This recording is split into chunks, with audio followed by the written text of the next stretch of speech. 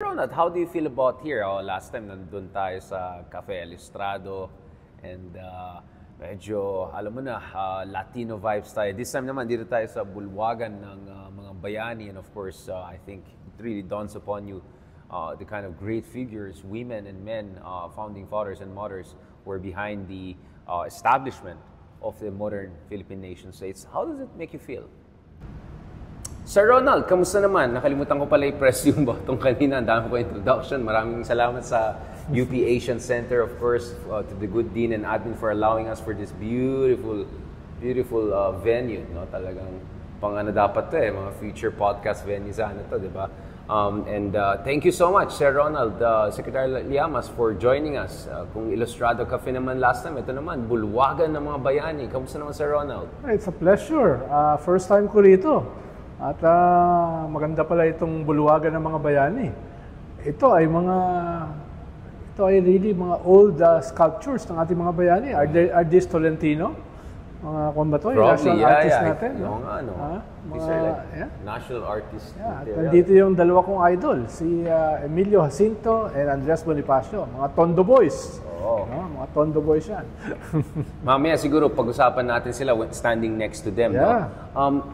Sir Ronald, before we go into history, because we're going to do a different version, going around, dun sa mga key figures. Hopefully, we'll do a series out of it. Let's call it the Bayani Talks, no? So, Sir Ronald, just the other day, President Ferdinand Marcos Jr. had this very important speech, first time ever by a Filipino president before the Shangri-La Dialogue, kung saan talaga nag-attend ng mga leading defense officials and experts.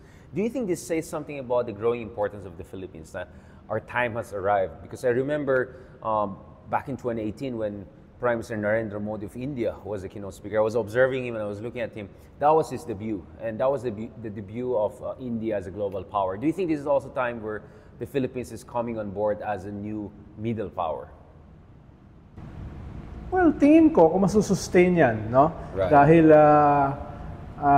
it's recently new, after 6 years of Duterte, na unabashedly pro-China, ay merong less than 2 years si PBBM. At a large part of that 2 years ay nagbago yung kanyang foreign policy. At nangyayari din yung kanyang pagbabago ng foreign policy sa panahon na historic yung aggression ng China. Correct. Practically, sabi nga ni Secretary Gibo Chodoro, it's a creeping invasion.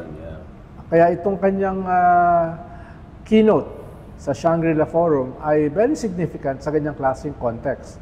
Lalo na in the past few days, nag-scale up ang China. Ipapahuli daw yung mga trespassers sa ating EEZ, sa ating West Philippine Sea.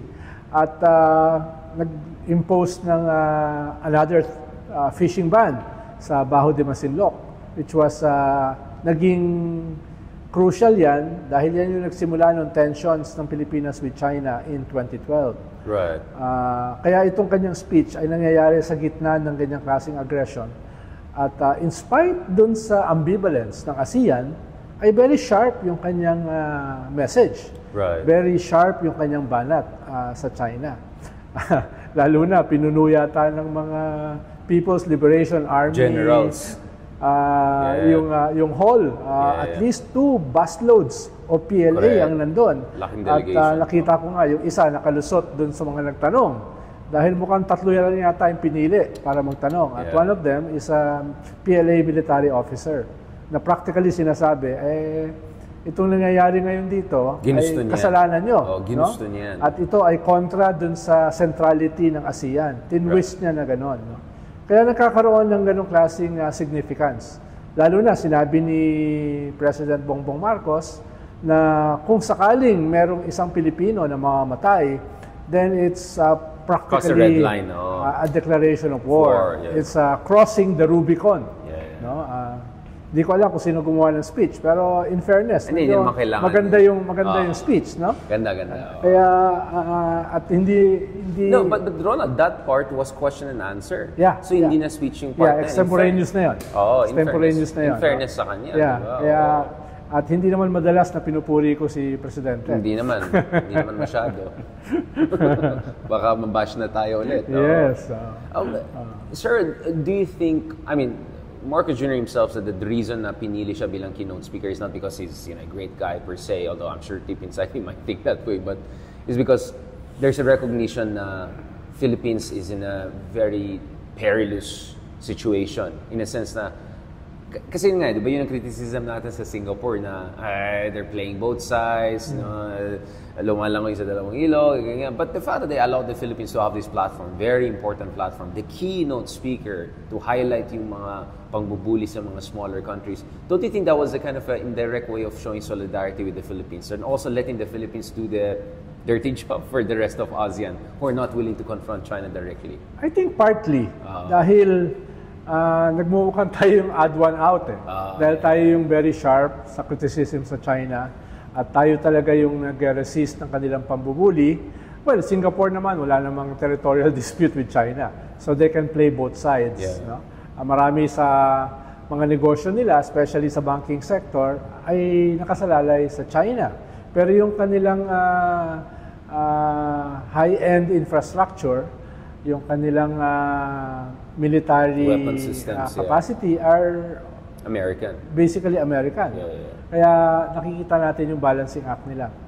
Other countries are medyo mum in relation sa aggression ng China dahil because of economics. Yeah. Tayo, in spite of a huge trade relation with China, especially sa mga cheap products coming from China, we don't care. No? Dahil this is something beyond trade.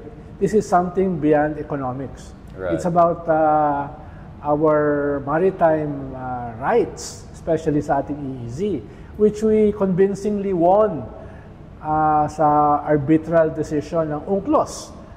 Kaya hindi tayo, para sa atin ay, well, trade, economics are okay, but there's something much more fundamental, and this is aggression. You mean aggression against Philippine sovereignty and territorial integrity? Yes. Well, sovereignty and maritime rights. Dahil inihiwalay yan ng mga experts. Pero para sa atin ay integrated yan. Hindi yan pwedeng ihiwalay. Yeah. At ito nga, yung nabanggit ko kanina, na nag-i-scaling up ang China. And it's not working. Hindi tayo basta-basta magpapabuli. Unlike the previous government. So, obviously the previous government doesn't include your government, the Aquino administration government. Yeah. What do you have to say to those na sinasabi nila na BBM is Aquino 2.0 when it comes to foreign policy? Do you think that's a compliment? That's a kind of a backhanded compliment to your administration for doing the right thing back in the day, and in a way pissing off the Duterte camp and all? Well, yung gumawa nun, it was meant as insult, yeah. As an insult. Pero ang hindi niya alam, it's becoming less of an insult and more of a compliment. Yeah. Kaya baka nagsisisi na siya, bakit niya ginamit yung ganyang term na Aquino 2.0. Lalo na ay nagsisimulang balikan yung legacy ni Aquino. Right. Na nung panahon niya ay demonize, pero ngayon ay nakikita na, teka, karamihan pala ng inyong infrastructure na ginawa, nagsimula doon sa Aquino government. Teka, ito palang pag-file ng case sa UNCLOS na Aquino government ay long-term palang implications nito. Hindi lang pala to reactive. Right. And for now, because of that, the whole world is on our side. At BBM is reaping that. Yung ganyang klaseng goodwill from the world because of the UNCLOS historic win. Right. So maraming mga Aquino legacies na ngayon ay nare-recognize as legacies. At ironically, it took a Marcos para ipagpatuloy yun. Or it's just that Marcos, unlike Duterte, is not just so beyond the pale, na he understands, basic lang yan, diba? Parating sinasabi ni Marcos na, this is not my policy, this is what my people want. All the surveys, authoritative surveys are showing vast majority, super majority want us taking tougher stance. In fact, may support pa nga for military response. I don't know where that's coming from. Pero dahil galit na galit talagang tao sa pagbubuli ng China. Exactly. At after Duterte, any successor could do no wrong. Yeah. The bar was so low when it comes to human rights. So it's like negative 10 to 0. So when it comes to foreign policy. Kaya, pero we have to give it to the President. No? Give credit where credit is due. Right. Ay, nag-scale up siya at patuloy na nag-scale up sa usapin ng foreign policy. Tinapos niya yung critical na anti-drug campaign na the height of impunity during the previous government. Bagaman meron pa rin mga human rights violation here and there, at least medyo malayo dun sa impunity ng Duterte government na ngayon ay may hinihintay na international warrant for crimes against humanity. So medyo malayo. Marami pang debate about the economy. May mga malaki pang debate tungkol dun sa legacy ng kanyang tatay. Pero pwede mong tignan ito as a cup half full, half empty. Unlike the Duterte presidency, na puro yata predominantly half empty. Or more than empty, like burning down the whole house. Yeah. Sir, Ronald, let me ask you this. Medyo matapang si Medyo matapang dumaan kasi nanay ko. Medyo matapang si Kuting, right? I mean, for taking on China, you were saying he was in a room filled with pro-China people, with the Chinese general among others. You were talking about China as one of the most powerful countries in the world, and now he's openly calling out China for illicit activities, illegal activities. Where do you think he gets that courage? Or dahil andyan ang US? Ganun ba yung vibes na? Baka nakikinig din siya sa mga katulad ng mga ganitong klaseng podcast. Since last year kasi ay sinasabi na natin na kinakailangan mag-scale up in terms of leadership. Correct. It has to be decisive, it has to be strong, it has to be compelling. At nitong past few days, nitong past 2 weeks, ay makikita mo yung dramatic scaling up. Halimbawa, narinig ko sa kanyang 4 speeches, binabanatan niya ang blatant destabilization. Right. He hasn't done that before. Nung lumabas nga yung destabilization na yan last year, maalala mo, nung sinabi ni General Browner, Chief of Staff ng Armed Forces, ay binakpedal nila. Ngayon ay it's almost natural sa lahat ng speeches niya. At least 4 speeches na narinig ko. He was discussing about destabilization. And not only about destabilization, blatant destabilization. While the Vice President, nasa likod niya, poker face, na malinaw naman kung sino pinapatamaan ni President Bongbong. Si Sarah. Di ko alam. At ikalawa, itong speech niya sa Shangri-La Forum. Yeah. Yan yata yung kanyang sharpest speech vis-a-vis yung aggression ng China. Crossing the Rubicon.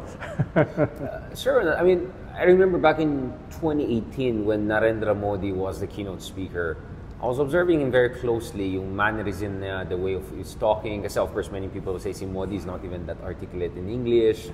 Iba yung domestic audience sa international audience. But I saw the guy was very self-confident. Essentially, that was the debut of the rise of India. Diba? After that, the conversation about India was very different. Ito na great power moment nila. Yes. Now, obviously, we're not a great power, etc. But don't you think that keynote speech would give BBM a sense na maybe from now on, I'm going to be the guy who's going to be the historic president? Mga ganon. Don't you think it might psychologically give him the kind of courage and audacity that he was lacking before to do the major moves domestically and internationally? Pwede. Lalo na after nung triad meeting with Japan and the US more than a month ago. At yun yung build-up papunta rito sa Shangri-La Forum. Yeah. Sana something in him suddenly clicks na, teka, hindi na to monthly travel around the world. Right.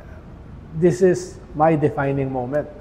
At sana magising siya na hindi siya pwedeng mag-cherry picking na pagdating sa UNCLOS, i-highlight niya sa buong mundo. Pero pagdating sa ICC ay magbabacillate siya. Hopefully ay yung kanyang stature ngayon na lumalaki sa global stage, kung gusto niya masustain yan, hindi pwede siya mag-cherry picking when it comes to international law. At Halimbawa, yung positioning vis-a-vis genocide in Palestine, itong parating na international warrant of arrest for crimes against humanity against President Duterte, ex-President Duterte, ay tignan niya in the same vein as our victory in UNCLOS. Yeah, I mean, we saw with Biden, he also recalibrated his position. Initially, they were threatening to say sanction nila ang ICC, they'll go Republican way. But eventually, they walked that back, and now nag-forward sila ng ceasefire plan. Finally, the US, after all of these massive violations of international law, after all the ICC and ICJ rolling, but si Biden, very strongly behind Israel all these years, is now it might cost him the election kung hindi siya mag-adjust. Yeah. Or it might have already. Maybe it's too late, but at least he's doing something, right? I think he recognizes that, So siguro, I mean, if he's relying on U.S. support against China, he also has to realize that even the U.S. had to recalibrate its anti-ICC positioning, realizing wala akong credibility, wala akong moral, Saka very glaring kasi yun eh. Yeah. Papalakpakan mo yung ICC decision against Putin, tapos mumurahin mo yung ICC dahil sa kanilang decision against Netanyahu. Which Russia is pointing out right now, hypocrisy of United States. Yes, and then of course the other day when Trump was convicted, for felonies among others, sinabi ni Biden, no one is above the law. And then suddenly, of course, sasabi ng iba, yung parang, di ba yung sinabi, dun sa animal farm, all animals are equal, some are more equal than others. Yes. Ito yung parang, no one is above the law, but some law is above others, more than others, or something like that. So you can see my pressure na rin sa Biden administration. At saka kailangan niya ng different messaging sa American youth na nakakagulo ngayon sa mga universities. It's sending the wrong message. Yeah. Lalo na yung kanilang clampdown dito sa mga estudyante na ito. Nakita mo naman yung walkout sa Harvard. Yeah. Bawat graduate may dalang Palestinian slogan, pro-Palestinian slogan. It's totally different world. Grabe. All the top universities, Duke University, Texas. And these are not just any universities. These are the cream, the cream of the crop. Yeah, Ivy League and all of the key state universities, among others. I mean, kita-kita ko yan, I'm going around. Although, obviously California, Stanford, Berkeley, the ones I visited recently, these are already liberal places. So I think given na talaga their stance and all. Pero yung iba, medyo grabe talaga nangyari. Now, Sir Ronald, what makes you optimistic about the future direction of the Philippines? What are the things, mga green shoots, mga, positive trend lines that makes you more optimistic about the Philippines in terms of our political direction, in terms of our place in the world, our newfound sense of ourself and nationalism? Well, maganda na nandito tayo sa bulwagan na ito. Yeah. Dahil isang criticism natin, hindi lang ko, kundi pati ikaw, ay yung pre-modern nature ng ating politics. Right. This past 40 years, medyo meron tayong cycles eh.